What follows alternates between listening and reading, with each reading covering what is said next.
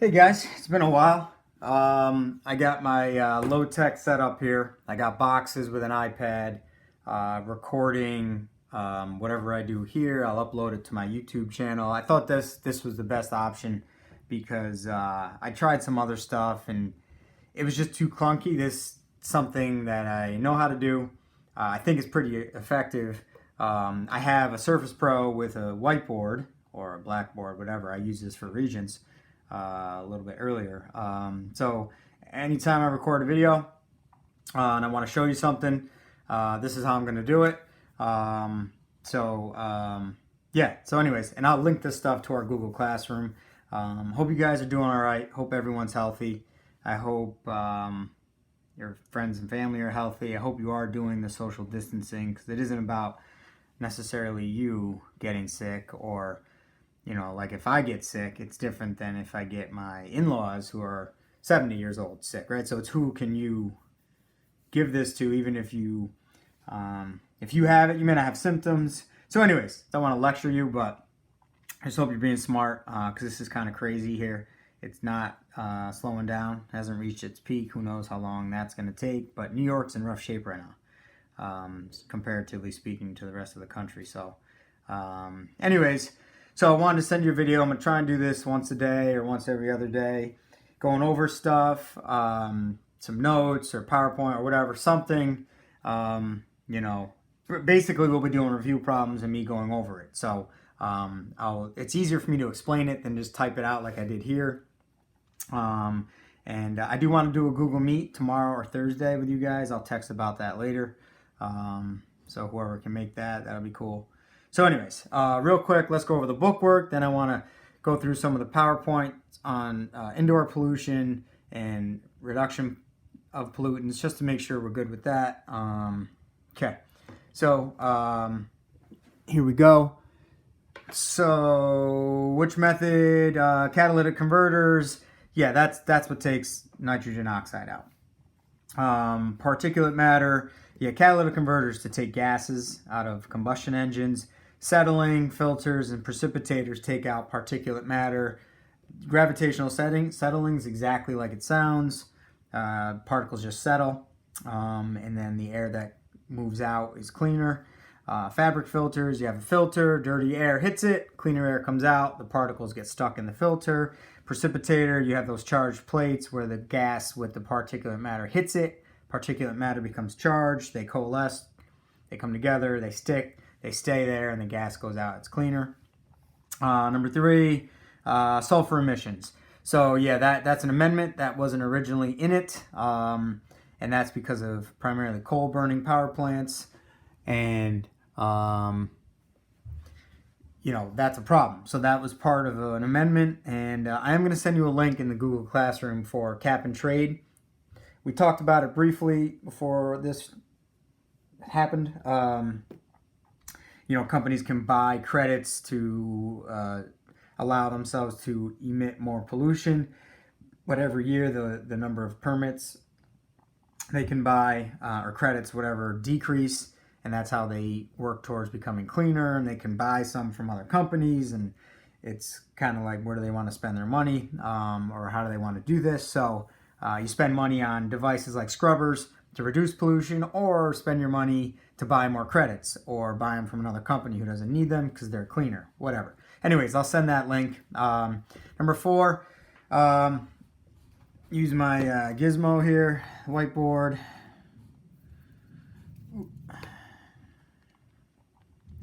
And real quick here, if the 145 million tons minus 80, right? So that gives me, I can do math here, can I? 60. Wait, 55? Holy cow. I'm drawing a blank right now. No, 65. Right? Yeah, 65. So then if you do 65 divided by 145 times 100, and that gives you whatever the answer, what was it, B or C or something like that? What is this? 157. Yeah, so you think I would have all this set, but which one are we on here? 4. So B. So 45%. There you go. Okay. So you subtract 65 out of 145 is 45. Okay. All right, so there's that. All right, 560. All right, let me make sure we're in the picture here. I know hopefully you got your own book doing this. UVC, so that's the formation of ozone begins when O2 is split by UVC. That is what it is. That's the type that does that. But it's in sunlight, obviously, so you need sunlight for that. 2 is D, I believe. Yeah, 100,000. So chlorine is pretty potent there, which is not a result of birth defects. That's not a result. You know, reduced photosynthetic activity, increased skin cancer, obviously, increased eye problem, right? Because if you reduction the ozone, more of the harmful rays are getting through. 4, through international country, chlorine. I believe it's C, right? Yeah. Stabilized, now decreasing because we're focused on it. 5, in which season? So early spring, I believe, right? Yeah, 5. So, and it's not because that's when it's losing or depleting the most. It's already been depleted from like mid-ish summer all the way through early spring. So it's like summer, fall, it's depleting the most, and then by early spring the hole is the biggest. So that's like the result of the depletion that already happened. So 565 here. What percent? 90%. Yeah, so most developing nations, they're 90% of the deaths due to indoor air pollution. That's crazy. But that's the answer there, right? Yeah. Let's see, which outdoor is also carbon monoxide, as in my case, a couple months ago. Obviously, if you have incomplete combustion or your ventilation isn't working, either one, you're going to build up CO, and that is a big problem. Can't smell it, don't know it's there. So 2 is C. 3, primary source of radon, rocks and soils underneath your house. It'll seep up through the cracks in your basement. So that's where it's coming from. Sick building syndrome is a result of off-gassing. Yeah, so when you buy, it's funny, like that new car smell people like, that's off-gassing in your car. All the plastic and, fake leather, and even if it is real leather, I suppose, if there's any kind of smell, that's VOCs. All right, and that's a big result of or off-gassing, and the VOCs cause a big part of that sick building syndrome. Asbestos, respiratory elements, right? Yeah. So obviously you knew that already probably, and you can get lung cancer eventually from that. Mesothelioma is another one you guys probably heard about.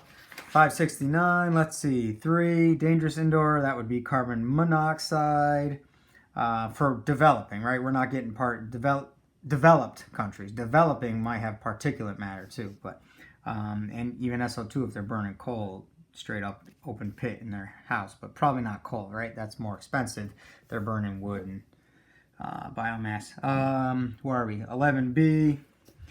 World Health Organization developing, yeah. So basically, mostly for cooking, open pit fires. That's a major problem in developing countries.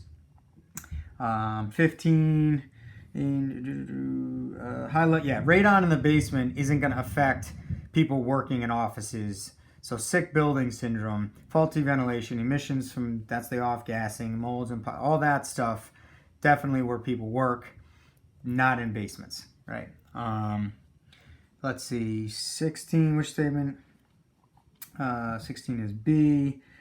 Yeah, so significant increase in skin cancer because of the decreased ozone, right?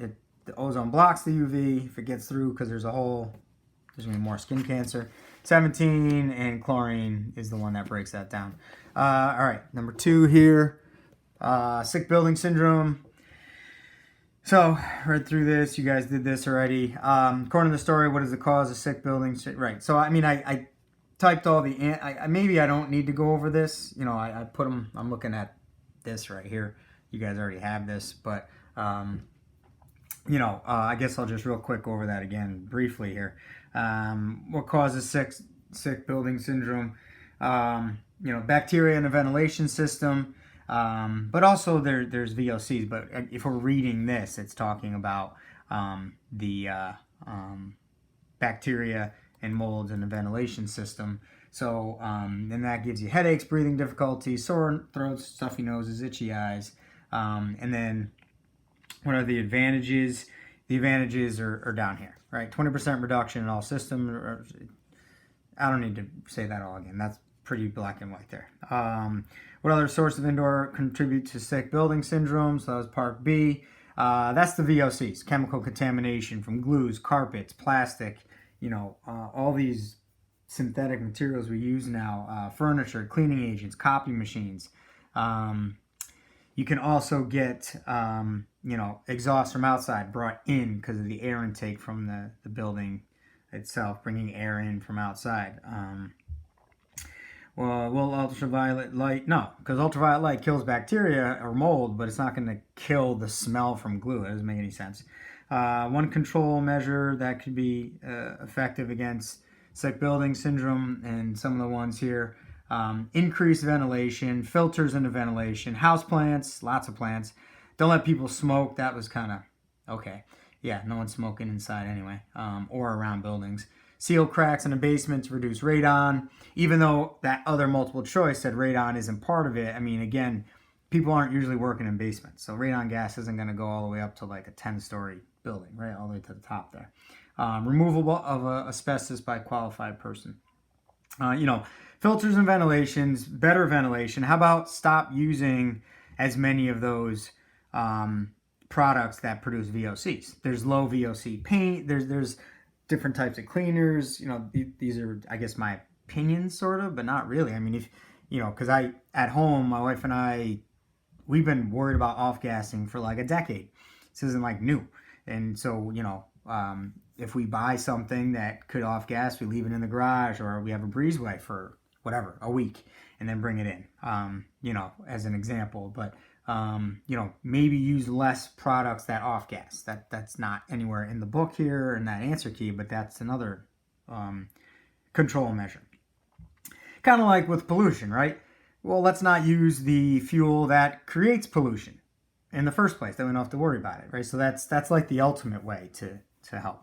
Oil solution mentioned the story be effective indoor developing countries. Discuss why or why not. UV light will not, because indoor pollution developing is mostly particulate matter from burning biomass, and ultraviolet light has no effect on that whatsoever.